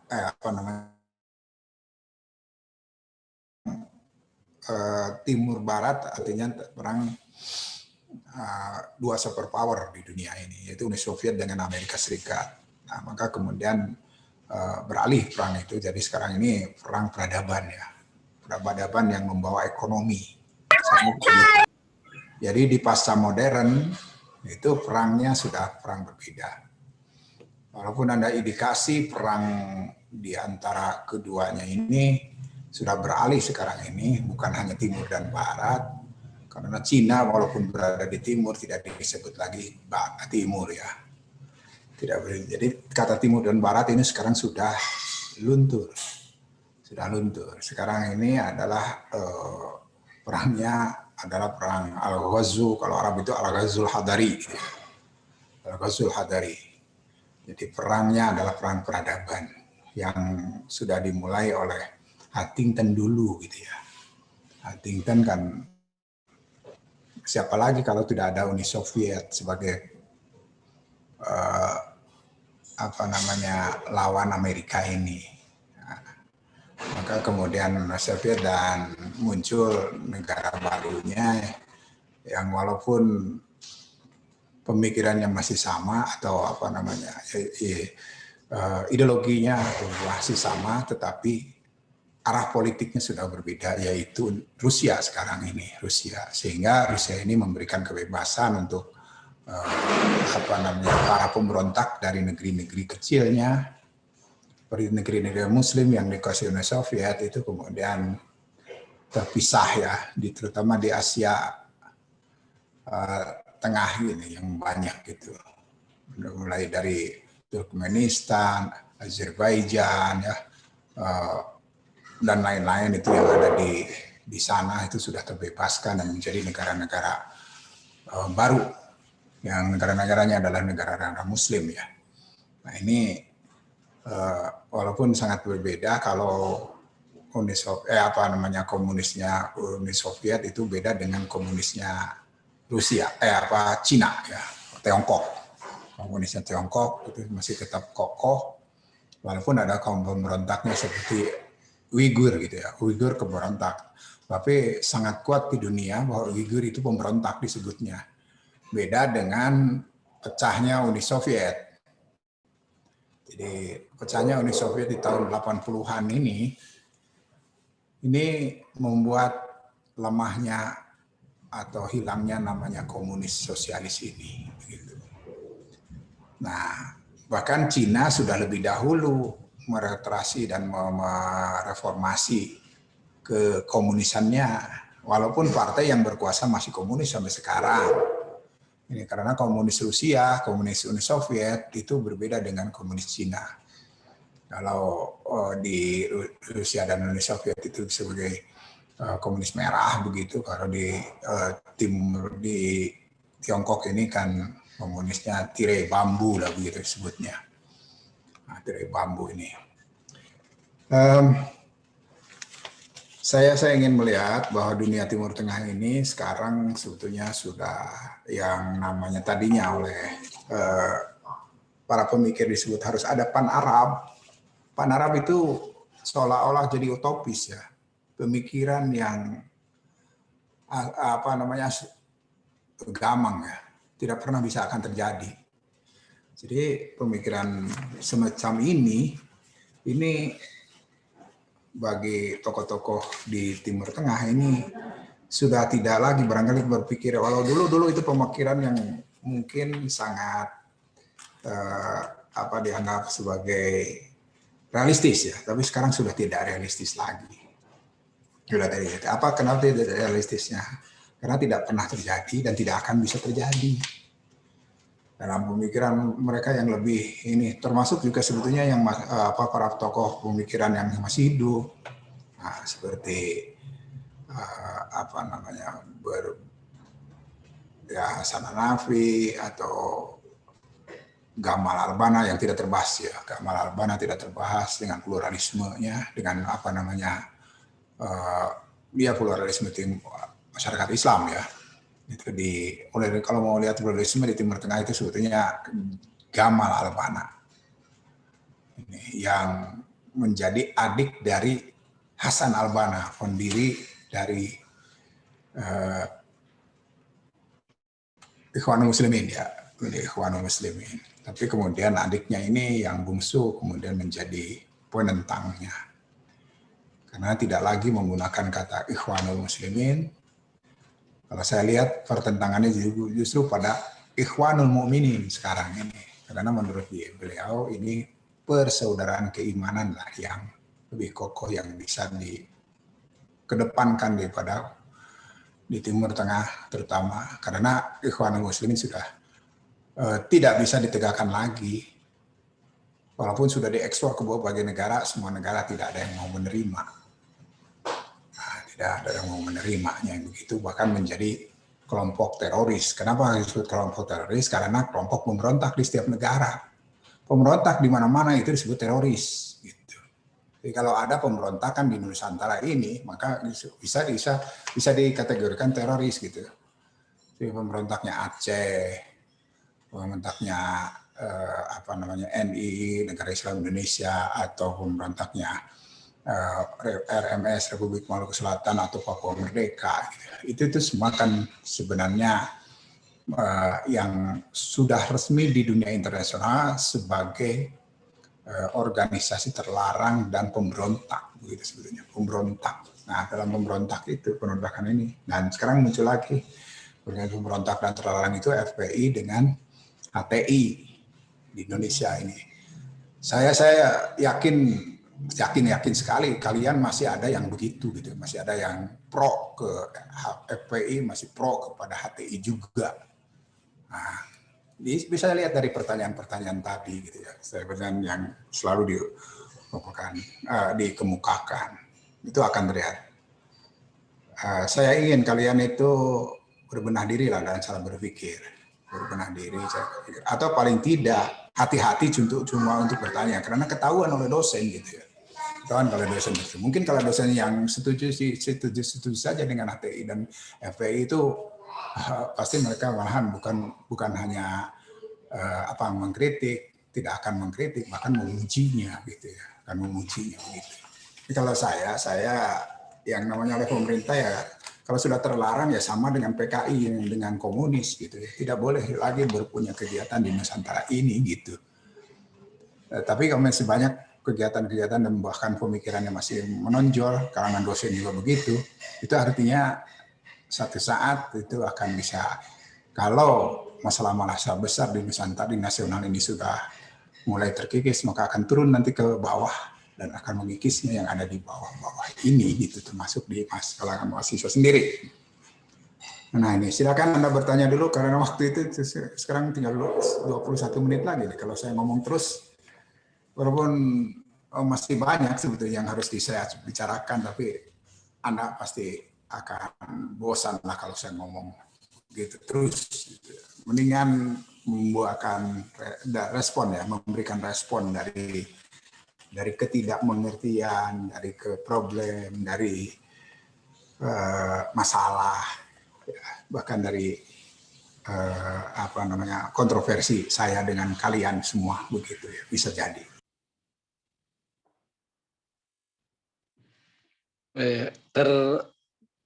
Termute Prof, mohon maaf. Oke, silakan bertanya, berpendapat, apalah gitu ya. Ini saya nggak tahu itu kesentuh ini keyboard itu jadi terhalang sudah lama. Ya, Prof. Mangga silakan jika ada yang ingin bertanya dari mahasiswa. Bismillah, Prof, izin bertanya. Ya, silakan. Dari pemaparan Prof barusan itu kan menjelaskan bahwa Islam dan dunia politik itu seperti ada gap yang saling mengambil keuntungan gitu, satu sama lainnya. Dan memang pada kenyataannya juga dari zaman Nabi, zaman Khalifah Utsman, Umayyah, Abbasiyah, bahkan sampai saat ini, agama Islam dijadikan unsur politik untuk mendapatkan dukungan. Lalu pertanyaannya, apakah agama Islam itu memang tidak bisa disatukan dengan dunia politik, Prof? Jadi Islam ya udah aja ngurus akhirat gitu, nggak usah masuk ke politik atau bagaimana. Terima kasih, Prof. Ya, ini Islam itu yang mudah dijual ya, dan laku dijual, dibeli, gitu. laku sekali. Agama semuanya di dunia ini sebetulnya begitu. Hanya tidak selaris agama Islam kayaknya gitu dalam jualan politik. Mana Islam yang di dunia ini yang tidak dipolitisasi? Mau negaranya itu kerajaan seperti Saudi. Kalau di Indonesia, padahal utang yang paling besar di dunia Islam itu adalah Arab Saudi. Kalau berdasarkan rupiah kita kan masih triliunan lah gitu ya, triliunan, ratusan triliun, ribu triliun gitu. Tapi kalau Saudi itu sampai tahun 2020 kemarin utangnya besar sekali. Tapi agama juga yang dipakai dijualnya itu. Utangnya sampai kuadriliun atau apa itu namanya. Nah, ini atau kuadriliun ya. Kuadriliun itu utangnya sudah sampai begitu. Tapi mereka percaya akan bayar karena minyak masih ada begitu. Nah, ini kalau Indonesia yang sebenarnya lebih kaya sebetulnya dari Timur Tengah ya. Tapi Indonesia kan bukan hutang karena ini dibayar oleh alam. Kalau lihat negaranya begitu, itu akan diutang oleh proyek-proyek yang nanti menghasilkan, seperti jalan tol aja menghasilkan uang, itu yang akan membayar antara lain gitu ya. Atau apalagi kalau nikel shelternya sudah terbangun. Ini kan baru dibangun 11 shelter untuk membuat pabrik yang dilarang oleh Eropa atau tidak disukai oleh Eropa karena akan membuat pabrik baterai itu untuk kendaraan, untuk pesawat terbang, untuk kapal laut dan sebagainya, menggantikan BBM, minyak bumi gitu, dan kemudian minyak sawit juga dapat. Itu kan bahan-bahan pembayaran utang Indonesia juga, tapi tidak cukup kuadriliunnya utang Arab Saudi. Nah, Arab Saudi itu utangnya lebih besar karena masalah perang. Maaf, bawa ke dapur. Maaf dulu ya. Ya ini bawa dulu ke Mbak sana, ya. Kakek kalau habis crafting, ya. Saya mau makan. Ya. Ya maaf ya, ada cucu ini. Tidak apa-apa, Prof.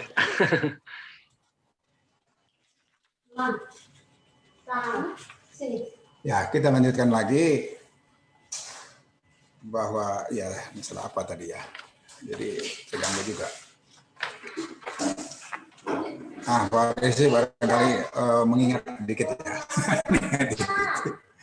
Yang harus saya bicara kata apa.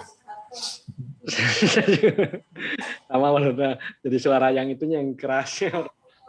Atau yang ditanyakan tadi itu sampai di mana itu ya? Ajis. Kata terakhir, Jis. Gimana, Pak? Kalimat terakhir, Prof. Oh, kalimat terakhir. Ya, apa yang harus? Ya, barusan terakhir kalimat yang disampaikan sebelum apa? Ya, karena banyaknya konflik antara kelompok di Islam gitu, yang diakibatkan politik, apakah Islam sebenarnya jahat masuk ke dunia politik gitu, Prof? Ya, sebetulnya di dunia Islam itu sebetulnya masalah politik yang lebih tajam daripada masalah agama. Masalah agama enggak. Nah, hanya agama itu dijual, dijadikan bahasa yang modern sekarang, bahasa pasca modern ini, yaitu populisme agama. Populisme agama itu membuat emosi para pemeluk agama untuk menjadikan agama segala-galanya untuk politik.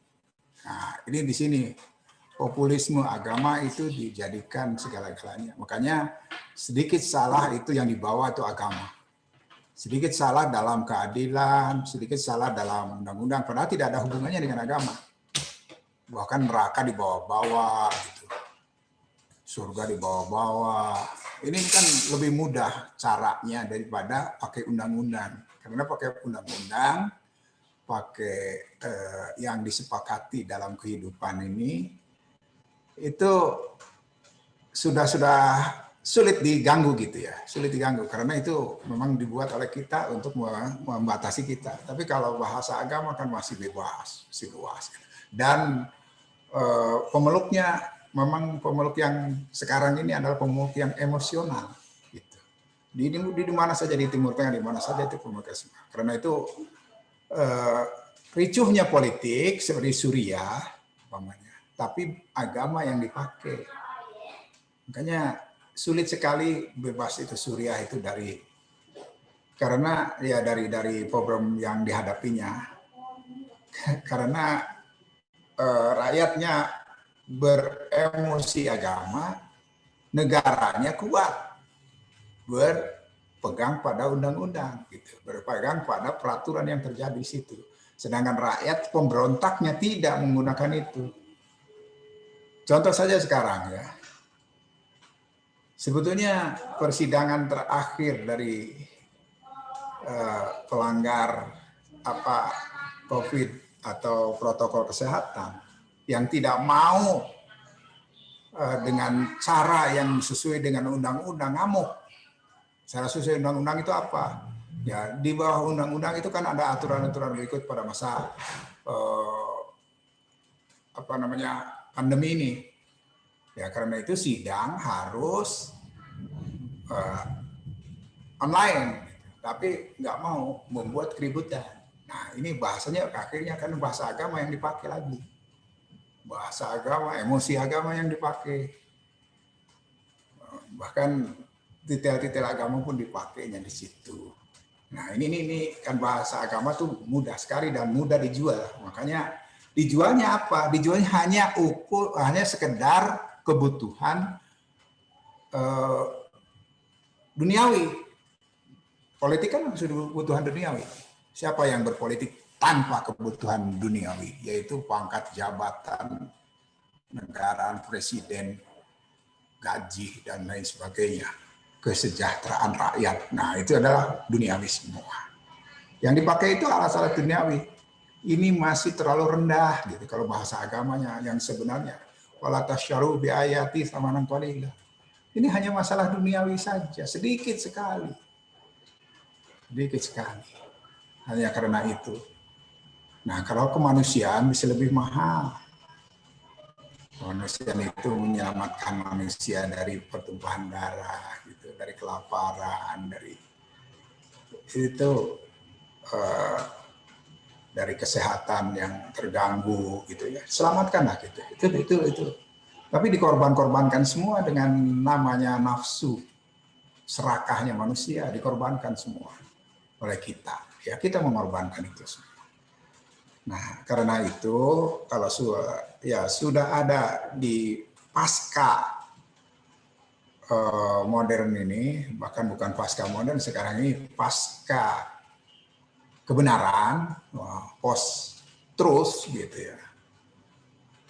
Dan sudah melewati post fact, pasca fakta, di mana fakta tidak dipakai orang, post truth, kebenaran tidak dipakai orang, yang dipakai sekarang itu emosi.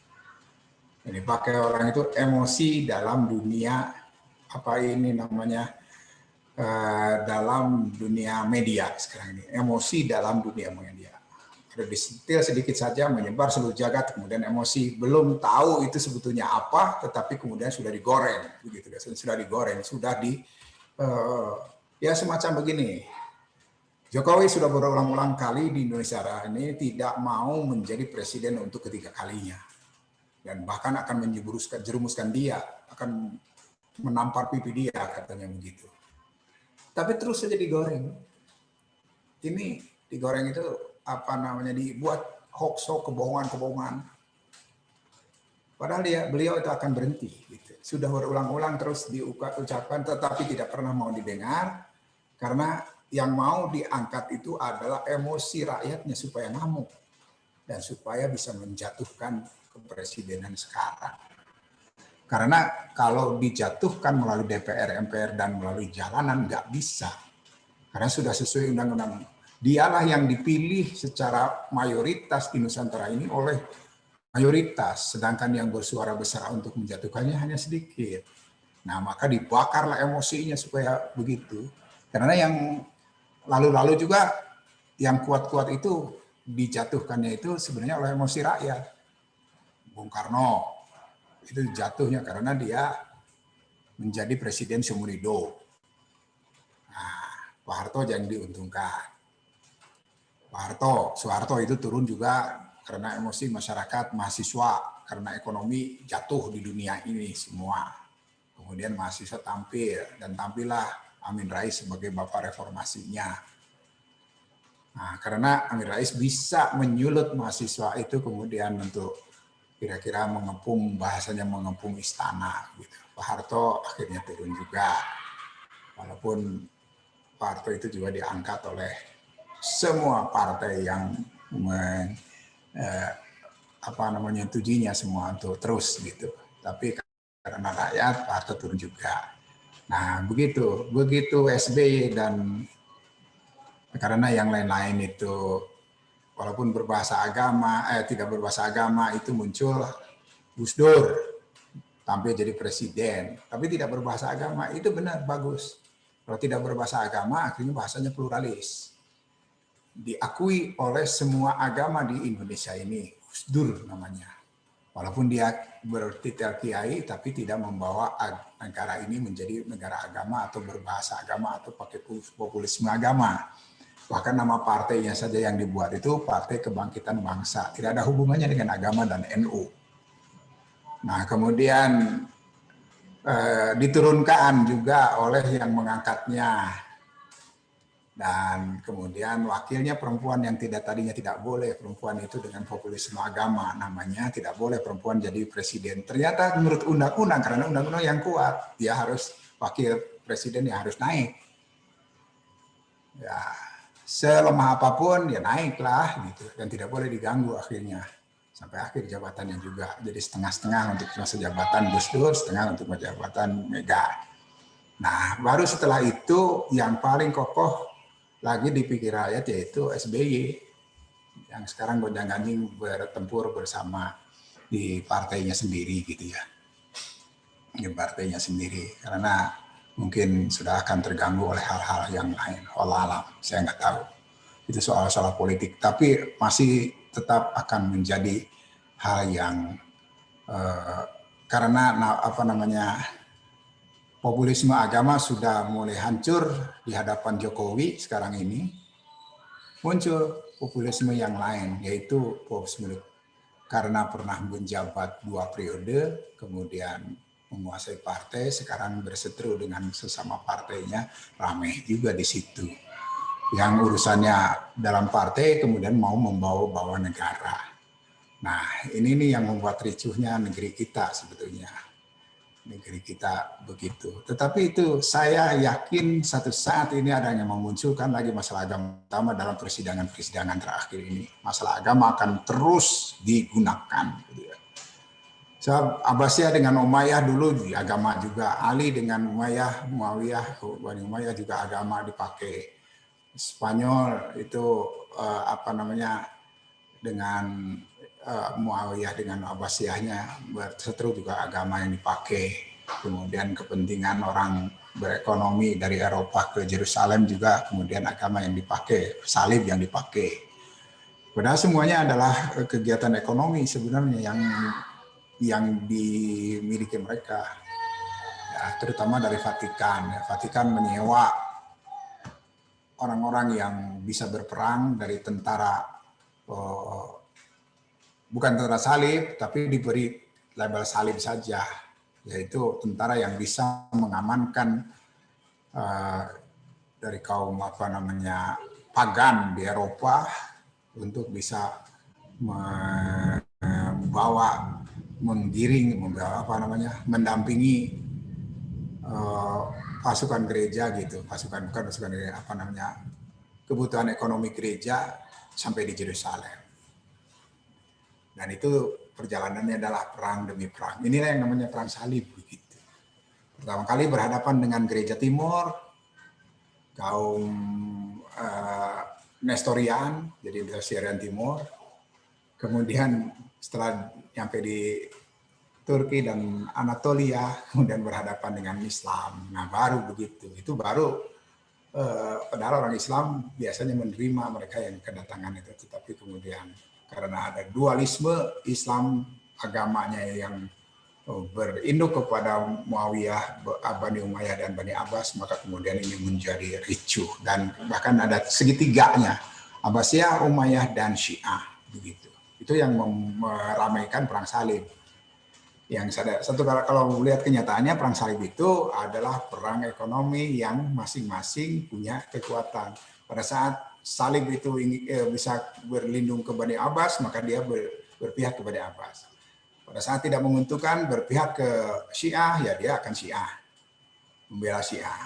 Dan kemudian pada saat dia membela rasa kuatnya didukung oleh Sunni, maka akan ke Sunni gitu.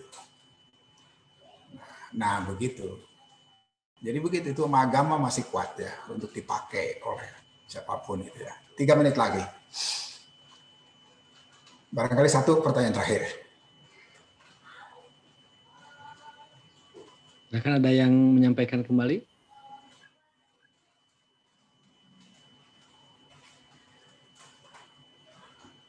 Ditunjuk aja, ditunjuk. Tunjuk. Saya minta Sarah Az-Zahra. Silakan.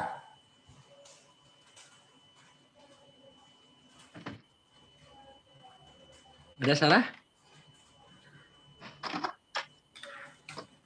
Tidak ada?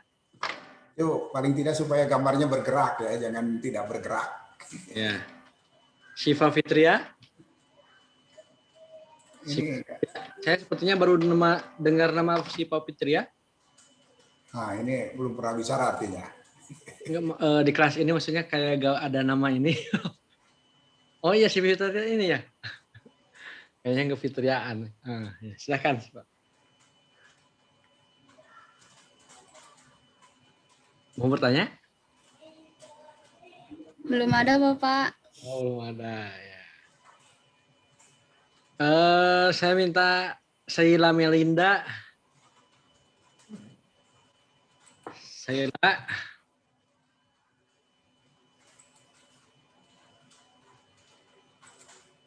Sheila, ada Sheila? Hadir, Pak. Oh, ya, silakan, Sheila. Ngerjain tugas, Pak. Oh. Ya, silakan. Silakan, Sheila. Oh, ditutup lagi. Oh, ya. Ini kayaknya kalau yang saya tunjuk terakhir mau bakalan mengeluarkan suara, Prof. Rahman, silakan Rahman. Ya, Rahman sudah saya mau tunjuk Rahman itu. Oh gitu, Prof.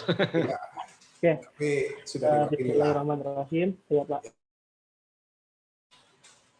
Izin bertanya.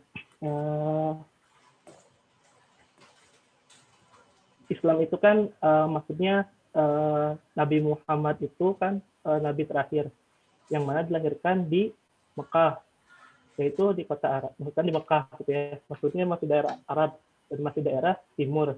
Artinya mungkin Islam itu bisa disebut Islam yang sekarang ini bisa disebut lahir di timur gitu ya. Nah, kenapa kebanyakan orang belajar Islam itu seperti tokoh-tokoh pemikir Islam itu ya banyak juga yang belajar Islam malah di barat gitu ya. Apa kelebihan belajar Islam di barat dengan belajar Islam di timur gitu, Pak? Dan lebih bagus mana gitu ya antara belajar Islam di barat dengan belajar Islam di timur gitu, Pak? Ya, oke. Saya ingin contohkan langsung saja. Kenapa orang harus belajar di barat? Karena itu akademi ilmiahnya lebih bagus. Dan kemudian rasionalnya jalan.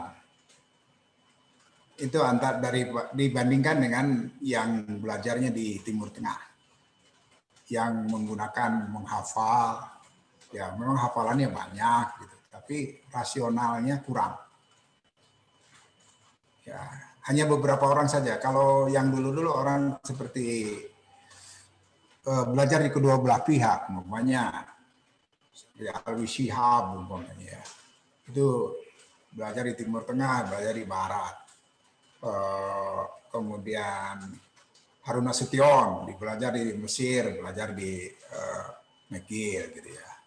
Itu, tapi yang jalannya akhirnya Baratnya itu.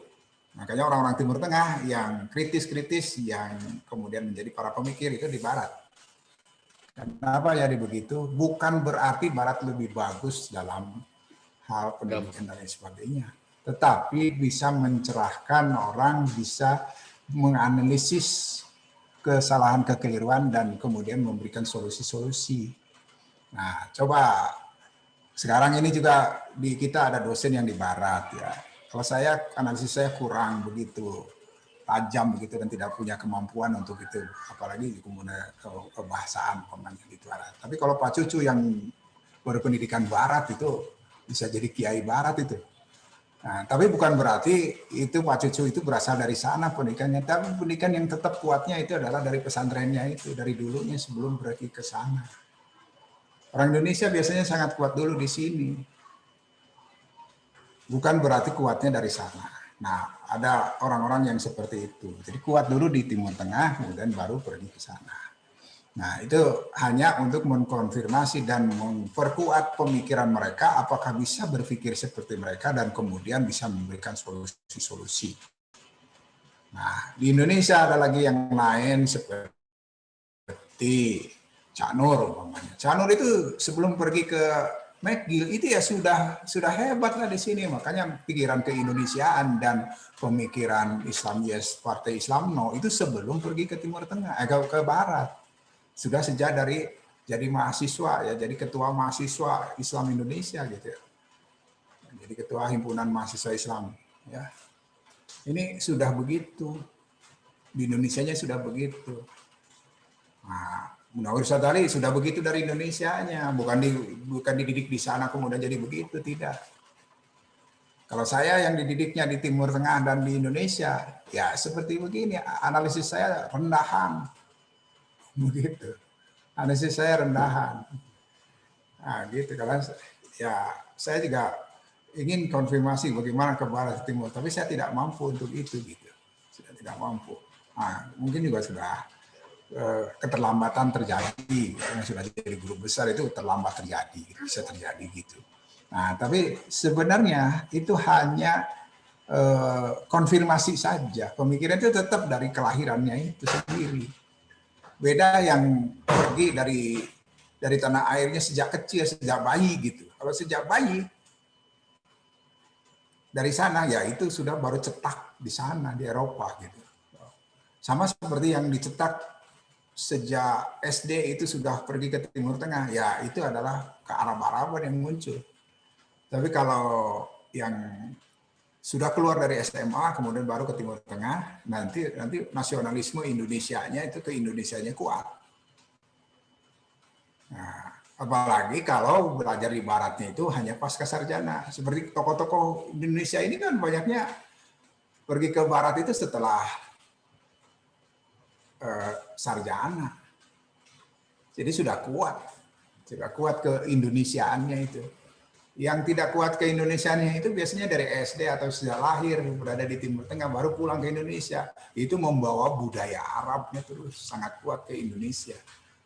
Atau yang membawa budaya Eropanya yang karena lahir dan hidupnya di Eropa seumur-umur kemudian di masa berkarir mau di Indonesia gitu.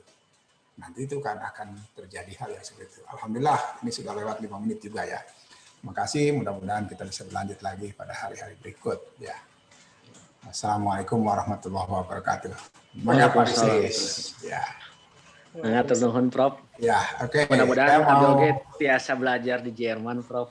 Ya, belajar di Jerman. Bukan di Jermannya di Bandung aja gitu. Itu ada ketertarikan di Timur Tengah. Soalnya kalau di Timur Tengah jadi nanti jangan belajarnya cuma ke onta gitu ya. Itu mah. Seperti saya gitu ya. Oke, terima kasih, titip salam untuk keluarga, mudah-mudahan sehat semuanya, dan kalau ada keluarga yang lansia, daftarkanlah itu untuk divaksin ya. Vaksin, kemudian bisa menyelamatkan mereka. Mudah-mudahan ya. Yang mudah-mudahan kan belum di Bandung ini belum divaksin, belum masih dalam kerangka kaum pendidik kesehatan, para medis begitu ya, guru, dosen, siswa nanti ke sana mulai. Dan jangan takut divaksin, saya sudah divaksin tidak apa-apa. Tinggal menunggu lagi yang sekali lagi nanti pada tanggal 13. Jadi malahan saya juga ada yang mencibir kenapa mau divaksin, ya, kenapa tidak mau sehat, gitu aja saya jawabnya. Kenapa tidak mau sehat, tidak mau punya imunitas, punya antibodi yang bagus, itu paling tidak ya kalau dibarengi dengan usaha-usaha lain setelah vaksinasi atau sebelum vaksinasi itu akan lebih baik ya, untuk memperkuat antibodinya di dalam tubuhnya. Terima kasih. Setip salam semuanya, mudah-mudahan sehat-sehat selalu. Assalamualaikum warahmatullahi wabarakatuh. Waalaikumsalam warahmatullahi wabarakatuh. Semuanya ya, saya live juga duluan. Terima kasih. Assalamualaikum, semoga sehat. Amin, makasih Pak. Waalaikumsalam.